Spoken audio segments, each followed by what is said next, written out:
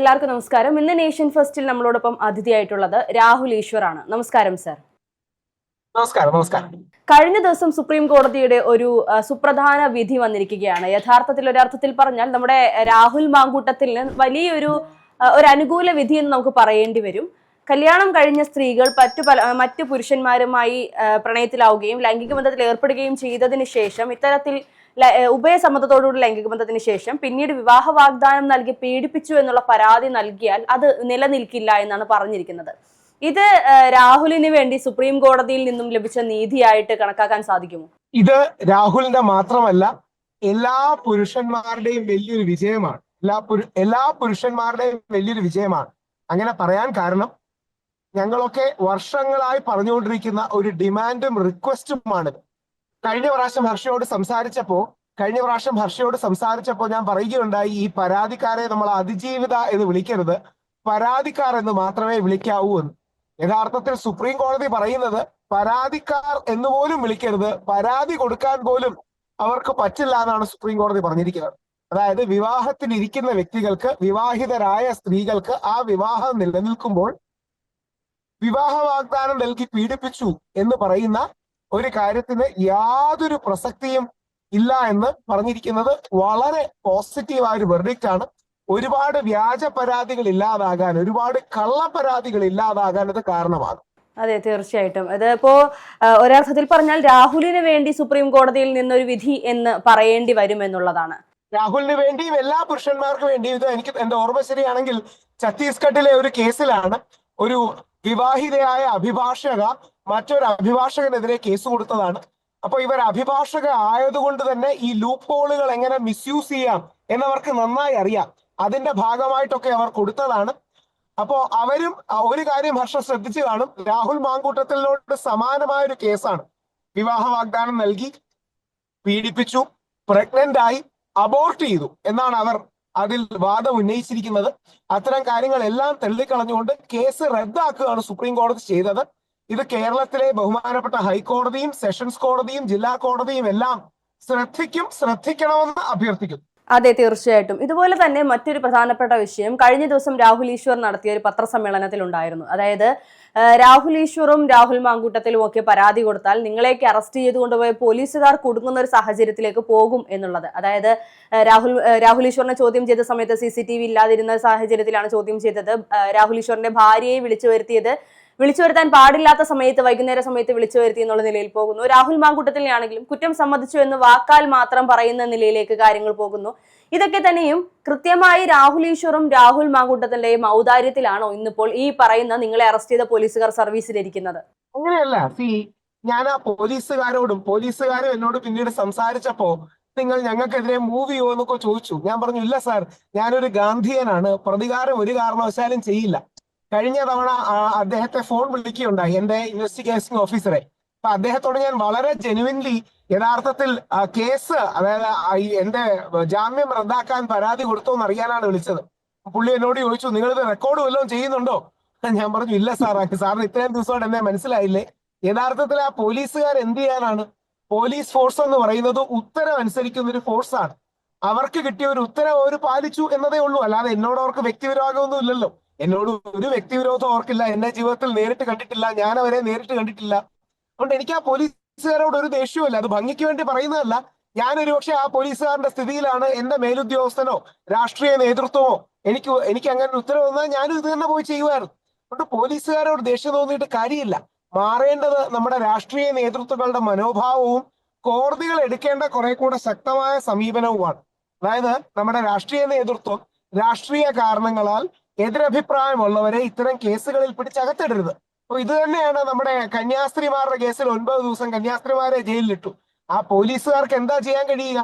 അവിടെ ബഹളം വെക്കുകയും രാഷ്ട്രീയ സമ്മർദ്ദം ചെലുത്തുകയും കുറച്ച് ക്രിസ്ത്യാനികളും ഒരാഴ്ച ജയിലിൽ കിടക്കട്ടെ എന്ന് വിചാരിക്കുകയും ചെയ്യുന്ന മേലധികാരമുള്ളതല്ലേ പ്രശ്നം. അല്ലെങ്കിൽ ഇപ്പൊ സിദ്ദിഖ് കാപ്പൻ 1.5 വർഷം ജയിലിൽ കിടന്നു. അറസ്റ്റ് ചെയ്ത പോലീസുകാരല്ലല്ലോ അതിന് ഉത്തരവ് കൊടുക്കുക. അല്ലെങ്കിൽ അങ്ങനെ ഒന്ന് ഭയപ്പെടുത്തി കഴിഞ്ഞാൽ ബാക്കിയുള്ളവരും ഇത് റിപ്പോർട്ട് ചെയ്യാൻ വരില്ല എന്ന് കരുതുന്ന രാഷ്ട്രീയ നേതൃത്വമല്ലേ ഉത്തരവാദികൾ. എനിക്ക് ആ പോലീസുകാരോട് ജെനുവിൻലി ദേഷ്യമൊന്നുമില്ല. പ്രോസിക്യൂട്ടർ ഒരു തത്വദീക്ഷയില്ലാതെ കള്ളം പറഞ്ഞപ്പോൾ എനിക്ക് ദേഷ്യം വന്നു എന്നുള്ള സത്യമാണ്.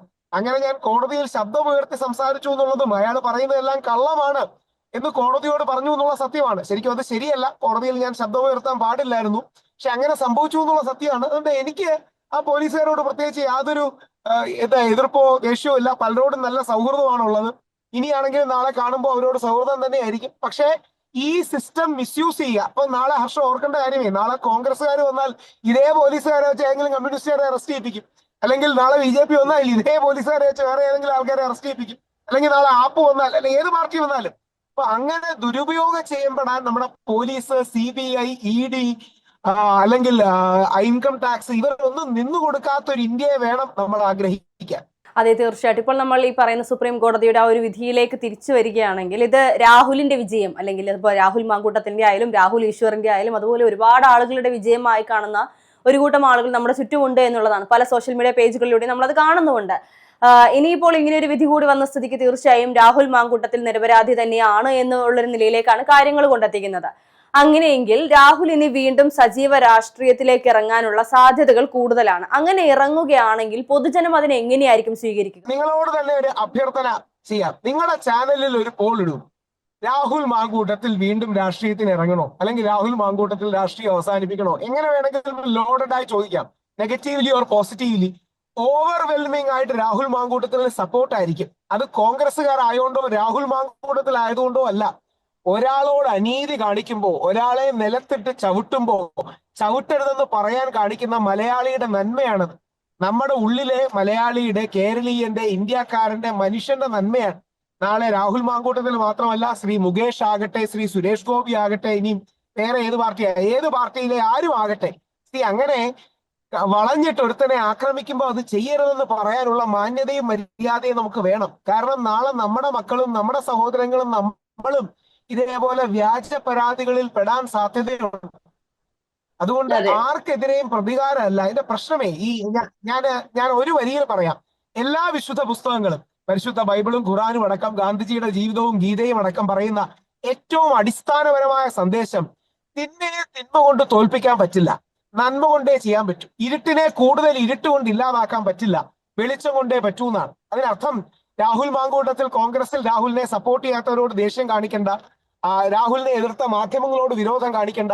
നേരെ തിരിച്ച് പോസിറ്റീവായി ഇറങ്ങുകയും ഇനിയും നാളെ ഒരു CPM കാരനോ BJP കാരനോ എതിരെ വ്യാജ പരാതി വന്നാൽ അതിനെ എതിർക്കാൻ രാഹുൽ മാങ്കൂട്ടത്തിൽ മുന്നിട്ട് വരണം. അതാണ് രാഹുൽ യഥാർത്ഥത്തിൽ ചെയ്യേണ്ടത്.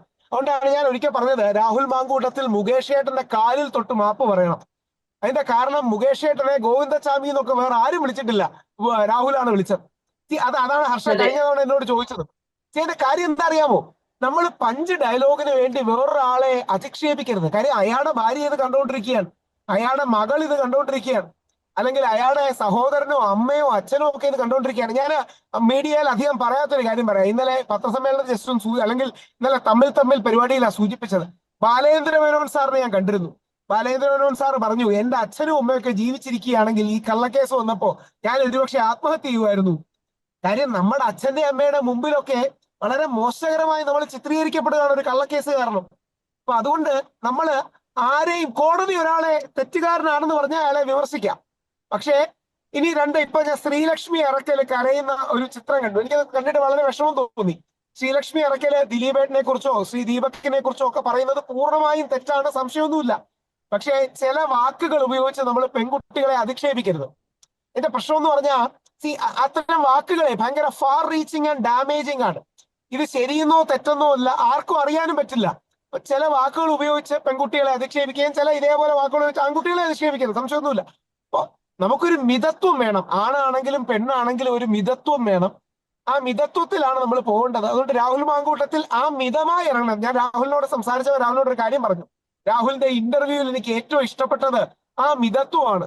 ആരെയും കടന്നാക്രമിക്കാത്ത, പഞ്ച് ഡയലോഗിന് വേണ്ടി പഞ്ച് ഡയലോഗ് പറയാത്ത, മാസാകാൻ ശ്രമിക്കാത്ത, ക്ലാസ്സായി നിന്നുകൊണ്ട് തന്നെ തന്റെ വേദനയും വിഷമവും പറയുന്ന ഒരു മിതത്വം, അത് ആണിനും പെണ്ണിനും ആവശ്യമാണ്. അതെ, തീർച്ചയായിട്ടും. അതുപോലെ തന്നെ ഇപ്പോൾ രാഹുൽ ഈശ്വർ സൂചിപ്പിച്ചതുപോലെ തന്നെ മാസാകാതെ ക്ലാസ്സായി കൃത്യമായ ഒരു ഇന്റർവ്യൂവിൽ പറഞ്ഞു എന്ന് പറയുമ്പോൾ, പക്ഷേ ആ ഇന്റർവ്യൂ പുറത്തു വരുമ്പോൾ തീർച്ചയായും രാഹുലിനെ പൂർണ്ണമായും വെള്ളപൂശുന്ന, രാഹുൽ തീർച്ചയായും ഒരു തെറ്റും ചെയ്തിട്ടില്ല എന്ന് നമുക്ക് ഒരിക്കലും പറയാൻ സാധിക്കില്ല. പ്രണയത്തിലാവുന്നതോ ലൈംഗിക ബന്ധത്തിൽ ഏർപ്പെടുന്നതോ അല്ല. അതിനപ്പുറത്തേക്ക് ഗർഭചിത്രത്തിന് നിർബന്ധിച്ചു എന്ന് പറയപ്പെടുന്നു. അങ്ങനെ ഒരു കാര്യം ആഡ് ചെയ്തോട്ടെ.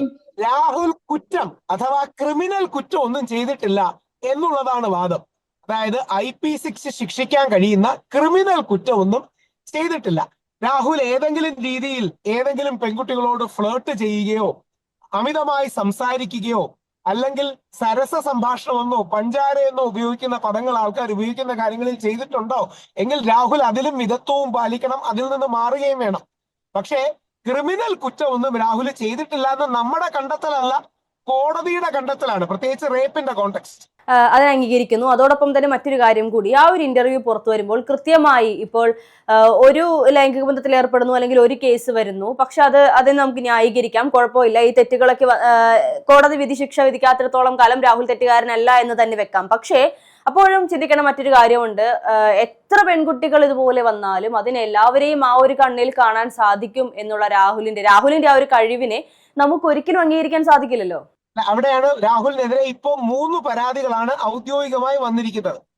കൂടുതൽ പരാതി ഉണ്ടെന്നൊരു അവകാശവാദം ഉണ്ട്, ശരിയോ തെറ്റോ നമുക്കറിയില്ല. രാഹുലിനെതിരെ 3 പരാതി വന്നു. രണ്ടാമത്തെ പരാതിയിൽ കോടതി സംശയം പ്രകടിപ്പിച്ചു. ആദ്യത്തെ പരാതിയിൽ കോടതി പീഡനാരോപണം നിലനിൽക്കില്ല എന്ന് പറഞ്ഞു. മൂന്നാമത്തെ പരാതിയിലാണ് ഇപ്പം ജാമ്യം കൊടുത്തിരിക്കുന്നത്. അതുകൊണ്ട് എന്റെ ഒരു റിക്വസ്റ്റ്, രാഹുൽ എന്റെ ഒരു അനിയനാണെങ്കിൽ, ഞാൻ ഷാഫി പറമ്പിലായിരുന്നെങ്കിൽ ഞാൻ രാഹുലിനോട് പറയുക, കഴിഞ്ഞത് കഴിഞ്ഞു, അതൊരു ചാപ്റ്റർ ആയിരുന്നു, ഒരു കാലഘട്ടമായിരുന്നു. രാഹുൽ mid-30s അപ്പോ രാഹുൽ ഇനി ഒരു പോസിറ്റീവ് ഭാവിയുമായി മുമ്പോട്ട് പോകണം, നല്ല പോസിറ്റീവായി മുമ്പോട്ട് പോകണം. രാഹുലിന് താല്പര്യമാണെങ്കിൽ കല്യാണം കഴിക്കണം, സെറ്റിൽ ചെയ്യണം. ഇനിയും രാഹുലിനെ പോലെ നല്ലൊരു യുവ നേതാവിനെ കേരളത്തിന് ആവശ്യമുണ്ട്. ഒരു കംബാക്കിന് ശ്രമിക്കണം, കോൺഗ്രസിലെ മുതിർന്ന നേതാക്കളെ വിശ്വാസത്തിലെടുക്കണം.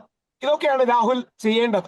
അപ്പോ ഇനി എന്താണ് രാഹുലിന്റെ തീരുമാനം എന്നുള്ളത് നമുക്കറിയില്ല. വരുന്ന ദിവസങ്ങളിൽ രാഹുൽ സജീവമായി തന്നെ തിരികെ വരും. ഒരുപാട് ആളുകൾ രാഹുലിനെ അനുകൂലിച്ചുകൊണ്ട് രാഹുൽ രാഷ്ട്രീയത്തിലേക്ക് തിരിച്ചു വരണം, രാഹുലിന്റെ ഈ ഒരു സൈലൻസ് ആണ് എല്ലാവരും ആഗ്രഹിക്കുന്നത്, ആ ആഗ്രഹിക്കുന്നവർക്ക് അതിന് തിരിച്ചടി നൽകണം എന്നൊക്കെ പറഞ്ഞ് മോട്ടിവേഷനുമായി ഒരുപാട് ആളുകൾ രംഗത്ത് വരുന്നുണ്ട്. പക്ഷേ ഇന്നത്തെ രാഹുലിന്റെ സാഹചര്യത്തിൽ രാഹുൽ തിരിച്ചു വരുമോ എന്നുള്ളത് വലിയൊരു സംശയമാണ്. 2026 ഒരുപക്ഷെ 2031 വന്നേക്കാം. 2026 അങ്ങനെ ഒരു തിരിച്ചുവരവ് ചിലപ്പോൾ രാഹുലിന് സാധ്യമായേക്കില്ല എന്നുള്ളതാണ്. അറിയില്ല, പക്ഷെ ഒരു കാര്യം ഉറപ്പാണ്, കോൺഗ്രസിൽ നിന്ന് രാഹുലിനെ പുറത്താക്കാം, പക്ഷെ രാഹുലിൽ നിന്ന് കോൺഗ്രസിനെ പുറത്താക്കാൻ പറ്റില്ല. കാര്യം രാഹുൽ ഒരു അടിമുടി കോൺഗ്രസ്സുകാരനും നെഹ്റുവിയൻ ലെഫ്റ്റുമാണ്. ഞാൻ രാഹുലിനോട് വിയോജിക്കുന്ന ആളാണതിൽ. ഞാൻ നെഹ്റുവിയൻ ലെഫ്റ്റ് അല്ല, ഞാൻ ഗാന്ധിയൻ റൈറ്റ് ആണ്.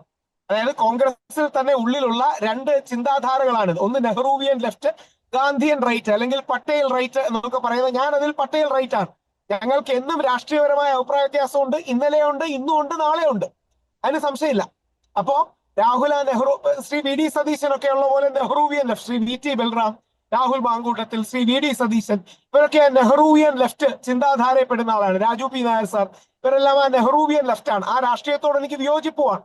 പക്ഷെ കഴിവുള്ള വ്യക്തികൾ, അത് റൈറ്റ് ആണെങ്കിലും ലെഫ്റ്റ് ആണെങ്കിലും സെന്റർ ആണെങ്കിലും, നമ്മുടെ നാടിന് മുതൽക്കൂട്ടാണ്. രാഹുൽ അടക്കമുള്ളവർ ശക്തമായി തിരിച്ചു വരണം. അതിന് കോൺഗ്രസിന്റെ അനുമതിയോടുകൂടി കോൺഗ്രസ് നേതാക്കളെ വിശ്വാസത്തിലെടുത്ത് ശ്രീ VD സതീശനെ, ശ്രീ രമേശ് ചെന്നിത്തലയെ, ശ്രീ KC വേണുഗോപാലിനെ, ശ്രീ ശശി തരൂറിനെ, ശ്രീ സണ്ണി ജോസഫ് സാറിനെ, ശ്രീ K സുധാകരനെ, ശ്രീ ഷാഫി പറമ്പിലിനെ അടക്കം വിശ്വാസത്തിലെടുത്ത് രാഹുൽ തിരിച്ചു വരട്ടെ എന്നാണ് എന്റെ പ്രാർത്ഥന.